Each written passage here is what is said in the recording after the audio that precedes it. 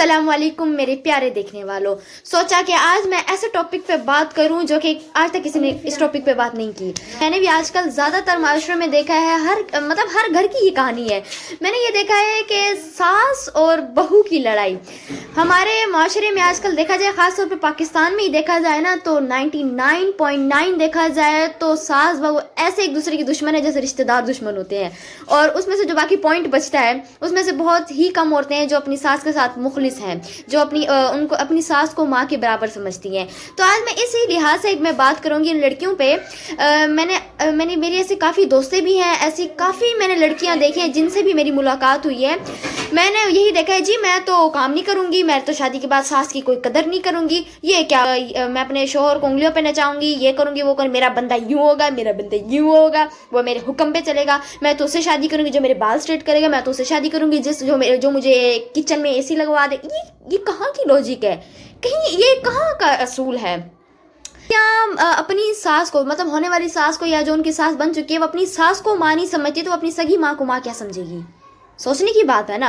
तो इसका मतलब वो जो सास की कदर नहीं कर सकती, सास को इतना बुरा भला कह रही है और उसको इस तरीके का कह रही है कि ये मेरे हुक्म पे चले और ये इस तरीके का कहे, तो वो अपनी, इसका मतलब है सास अगर सास की आपकी बनती भी नहीं है ना, लेकिन आप उसके साथ अपना अखलाक अच्छा रखें। यकीन करें, अगर आप अपना अखलाक अपने पॉजिटिव वे से चलेंगे ना, अगला बंदा खुद पॉजिटिव हो जाएगा।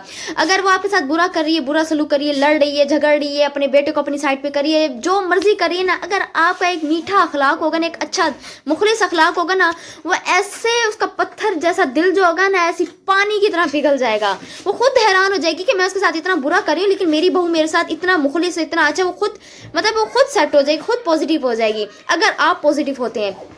सास बहू की बन नहीं रही और सास क्या कर रही है, वो अपने बेटे को कह रही है तलाक दे दो, तलाक दो, दूसरी शादी कर लो, शिमर को निकालो, ये चख है, ये है, फला है, डिमका है, इसको निकालो, तलाक दो, दूसरी शादी कर लो।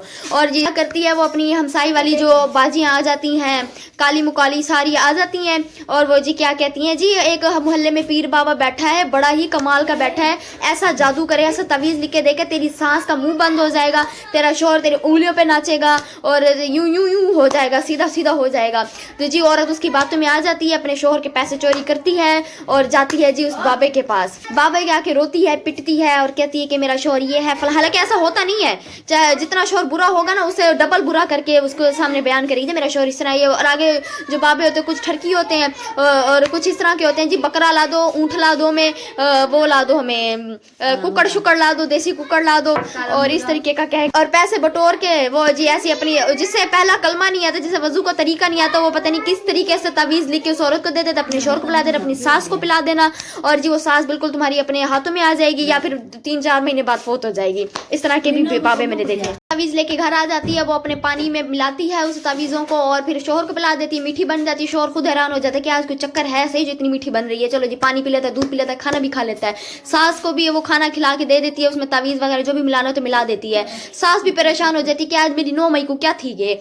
लेकिन जी जैसी तावीज़ के असरात होती हैं, क्या होता है, ज़्यादा से ज़्यादा सास बीमार होने लग जाती है, वो खुश होती है बहू की जेब मेरे असर पड़े हैं, अब वो बीमार होती है, वो ज़्यादा कुछ कह नहीं सकती, तो जी बहू रानी खुश हो जाती है कि नहीं अब देखो तब बाबा तो बड़ा कमाल का था। एक तो औरत वो अपना ईमान बेचती है, दूसरा वो अल्लाह के साथ शिर्क करती है, और दूसरा ये कि मतलब कि वो अल्लाह पे यकीन नहीं करती कि तुम अल्लाह से दुआ मांगो कि मेरी सास मेरे साथ सही हो जाए या मैं खुद सही हो जाऊं, मुझे अल्लाह हिदायत दे। नहीं, वो तो एक बाबा से, मतलब जिसे वजू करने का तरीका नहीं आता, उसके पास चली जाती है और उससे वो तावीज़ लेके आती है, वो पता नहीं किस तरीके का लिख के देता है। चलो जी, इसको साइड पे रख के इस जहालत से निकलें और हम अपने माइंड से सोचें कि क्या ये चीज़ सही है। हमारी औरतें, हमारी आंटियां क्यों नहीं समझती, वो ऐसा क्यों करती हैं, वो अपना घर खुद बर्बाद करती हैं। सच कहते हैं, हालांकि मर्द को सब पता होता है औरत जो कर रही है, वो तवीज़ कर रही है, जो भी कहाँ जा रही है, कहाँ क्या कर रही है, क्या नहीं कर रही, किसके सामने मेरा गिला करती है, जो भी करती है, मर्द को सब टोटल अलिफ से लेके ये तक पता होता है, लेकिन वो सिर्फ खामोश होता है। वो हमारी औरतों की तरह, हम आंटियों की तरह वो चा चा ची ची नहीं करता।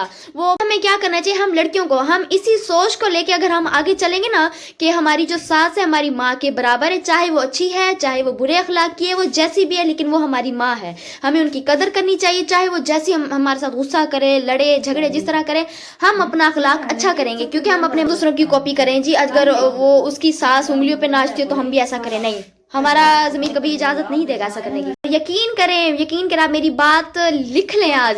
अगर आज आप पॉजिटिव वे से रहेंगे, एक प्यारे अखलाक से रहेंगे ना, अगला बंदा पानी की तरह पिघल जाएगा। चाहे अगला बंदा जितना भी जालिम हो, जितना भी बुरा हो, वो ऐसे अच्छा बन जाएगा ना, आप देख के हैरान हो जाएंगे।